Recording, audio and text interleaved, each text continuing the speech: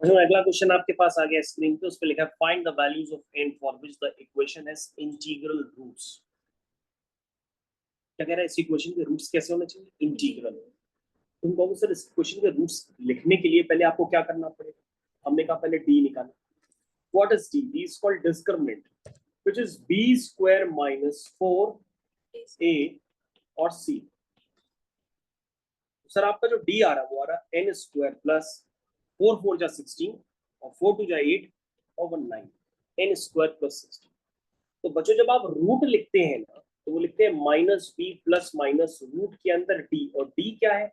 N square plus 16 upon 2a। A 1 है तो 2a में 2 नजर आएगा। क्या कह रहा है? एन की किस वैल्यूज के लिए इस इक्वेशन के जो रूट्स होंगे वो इंटीग्रल रूट्स होंगे। तो बच्चों इंटीग्रल रूट्स चाहिए आपको, ये बात समझिए।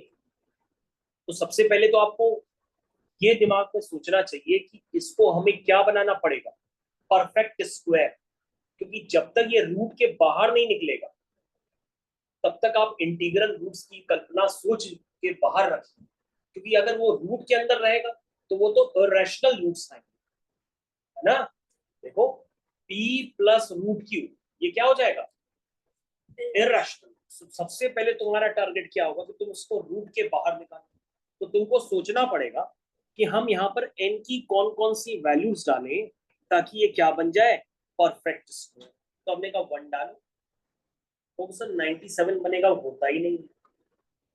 क्योंकि सर n आपको क्या यूज करना है? पॉजिटिव इंटीजर्स, क्योंकि z प्लस लिखा है, z प्लस का मतलब होता है पॉजिटिव इंटीजर्स। तो आपने 1 डाला, कुछ नहीं हुआ। 2 डाले, डालो। हाँ सर 2 डालने पे, सर 2 डालने पे क्या हुआ? सर 4 बन गया। और 4 का मतलब क्या हुआ? 4 का मतलब क्या हुआ? सर 100 हुआ। और 100 का स्क्वायर रूट तो डिफाइंड होता है क्या? 10। Yes, n equal to 2। Sir और सोचो। सर 3 डाल, सर 3 डालने में क्या बनेगा? 9। 96 प्लस 9 105। सर कुछ नहीं, 4 डाल। सर 4 का स्क्वायर क्या होगा? 16। 96 प्लस 16 नहीं बनाना। सर 5 डालो, डालो। तो तुम्हारे दिमाग में क्या ख्याल आया कि सर इसमें क्या n की वैल्यू एक एक पुट करके चेक करनी पड़ेगी? हाँ बेटा, पुट करके चेक करनी पड़ेगी, उसी से ही क्वेश्चन होगा।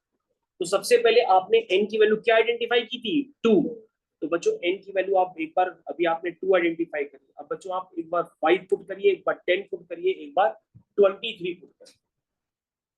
इससे ज्यादा बच्चों n आपके आइडेंटिफाई नहीं हो पाएंगे। इन्हीं n के लिए ये क्या बन पाएगा? परफेक्ट स्क्वायर बन जाएगा, और रूट्स आपके क्या हो जाएंगे? इंटीग्रल रूट्स हो जाएंगे। आप चाहो तो बच्चों चेक भी कर सकते हो, जैसे आपने n इक्वल टू 2 पुट करा था तो रूट 110 हो गया था। तो -2 प्लस 10 या -2 माइनस 10 अपॉन 2, तो बच्चों एक इंटीग्रल रूट तो आएगा, है ना? क्योंकि 12/2 भी इंटीजर होता है, 6/2 भी इंटीजर होता है, 18/2 भी इंटीजर होता है ना? इसने कहा बेटा क्या पुट करो? n is equal to 5। तो चलो चेक करते हैं 5 के लिए कितना है। 125। 125 आया। क्या है? n is equal to 5।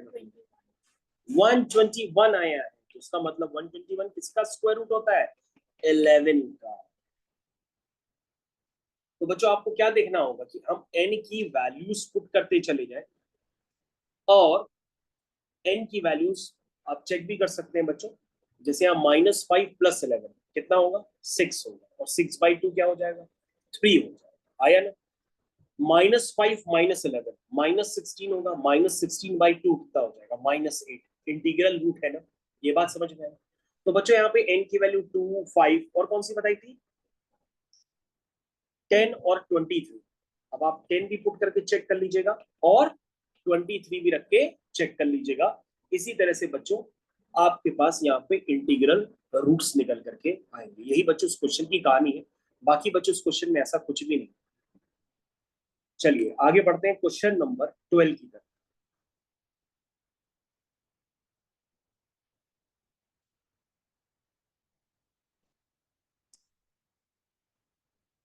सारे बच्चे रेडी हो जाए क्वेश्चन नंबर 12 के लिए। बताइए बच्चों क्या लिखा है। Prove that the roots of equation are real and distinct. कह रहा प्रूफ करो उस इक्वेशन के रूट्स जो होंगे वो रियल एंड डिस्टिंक्ट। चेक कर लेते हैं। तो वो तो डिस्क्रिमिनेंट बताता है। डिस्क्रिमिनेंट क्या होगा? B square minus 4ac। ठीक है, तो चेक करो कितना है। 9b square plus 16a square. तुम कहोगे सर ये तो दो परफेक्ट स्क्वायर का सम है, और दो परफेक्ट स्क्वायर का जो सम होता है सर वो तो ऑलवेज पॉजिटिव होता है, नेगेटिव तो हो नहीं सकता है। क्यों भाई? दो परफेक्ट स्क्वायर का सम क्या हो सकता है? ऑलवेज पॉजिटिव होता है। तो सर जब परफेक्ट स्क्वायर का सम ही ऑलवेज पॉजिटिव है और ए और बी डिस्टिंक्ट है ना, तो ऐसे केस में उसके रूट्स क्या होंगे? रियल एंड डिस्टिंक्ट होंगे। ये तो ऐसे ही बता सकते हैं कि रूट्स कैसे होंगे? Real and distinct. इसमें तो सर कुछ बड़ा काम है ही नहीं, क्योंकि हमारे पास डी क्या रहा? दो परफेक्ट स्क्वायर का सम, जो कि कभी नेगेटिव हो ही नहीं सकता। क्यों भाई? ये बात सबको समझ में आई? चलिए अगले क्वेश्चन की तरफ बढ़ते हैं।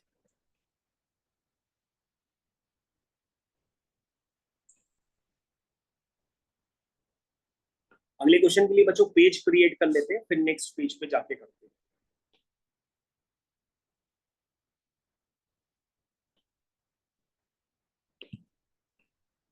क्या लिखा है बच्चों? लिखा है आपके पास एक इक्वेशन है px, एक है qx।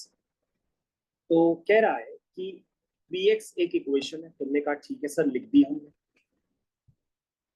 सर qx एक इक्वेशन है, लिख दी हमने। सर क्या कह रहा है? एक नई इक्वेशन फॉर्म करो जो इन दोनों के प्रोडक्ट से बनेगी, और कह रहा है उस इक्वेशन के कम से कम दो रियल रूट्स होंगे, या दो से ज्यादा भी हो सकते हैं। तो हमने कहा रूट्स की अगर चर्चा करना चाहते हो तो दोनों इक्वेशंस का पहले क्या निकालें? डिस्क्रिमिनेंट निकालें। इसका भी निकालें। इसका बच्चों डिस्क्रिमिनेंट ये आएगा, यहाँ पे माइनस माइनस प्लस। ठीक है, तो तुम कहोगे सर कि अगर आपको यहाँ पे जस्टिफाई करना है कि आपके पास एक नई इक्वेशन बन रही है, उस नई इक्वेशन का नाम क्या है? P X into Q X. तो नई इक्वेशन बनाओ बच्चों, यानी कि A X square plus B X plus C into minus A X square plus D X plus C equal to 0। तुमको बताना है बच्चों इस इक्वेशन के जो रूट्स होंगे वो क्या होंगे?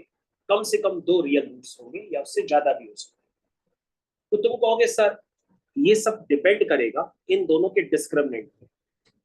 तुम्हारे पास क्या गिवन है कि AC जीरो नहीं हो सकता, लेकिन AC जीरो के अलावा बाकी सब कुछ तो वैल्यू ले सकता है। क्योंकि बच्चों अगर हम कमिटमेंट करेंगे तो इस पे तो कमिटमेंट कर नहीं सकते, क्योंकि ये तो ऑलवेज पॉजिटिव है परफेक्ट स्क्वायर होने की वजह से। सब कुछ खेल होगा इस AC पे। किस पे खेल होगा? AC पे। तुमने कहा सर AC जीरो नहीं, तो हमने कहा ठीक है AC जीरो से बड़ा हो सकता है। क्यों भाई? AC जीरो से बड़ा हो सकता है। तुम कहोगे सर अगर AC जीरो से बड़ा है तो सर AC अगर पॉजिटिव है तो 4AC भी पॉजिटिव होगा, और डी स्क्वायर भी पॉजिटिव है। तो सेकंड वाला जो QX वाली इक्वेशन है उसका डिस्क्रिमिनेंट पॉजिटिव हो गया 100%। कब? अगर आपने AC पॉजिटिव लिया तो उसका डिस्क्रिमिनेंट पॉजिटिव हो गया 100%।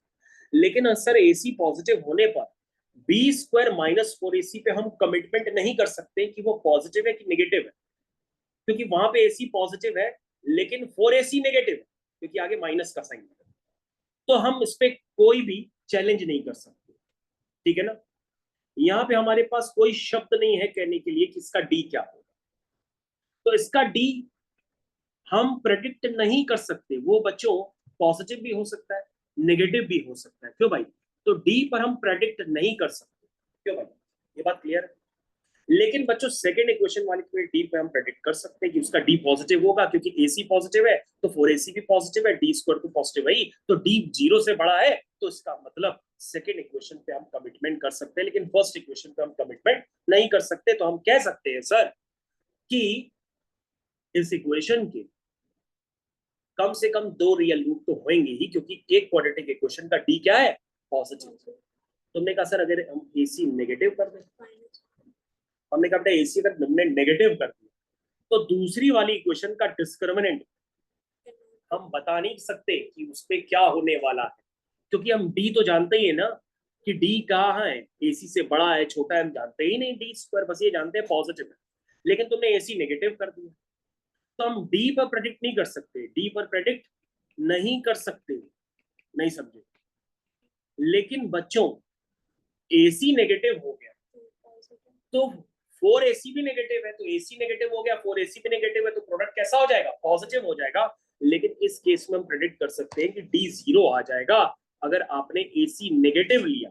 बच्चों अगर आपने AC पॉजिटिव लिया तो दूसरी वाली इक्वेशन ने बचा लिया, और अगर आपने AC नेगेटिव लिया तो पहली वाली इक्वेशन ने बचा लिया, और दूसरी इक्वेशन कह रही है कांट बी प्रेडिक्ट। बोलो भाई, तो बच्चों हर केस में हम ये कह सकते हैं कि भाई AC चाहे पॉजिटिव हो चाहे AC नेगेटिव हो, कम से कम Px into QX is equal to 0 के कम से कम 2 रियल रूट्स तो होंगे ही होंगे।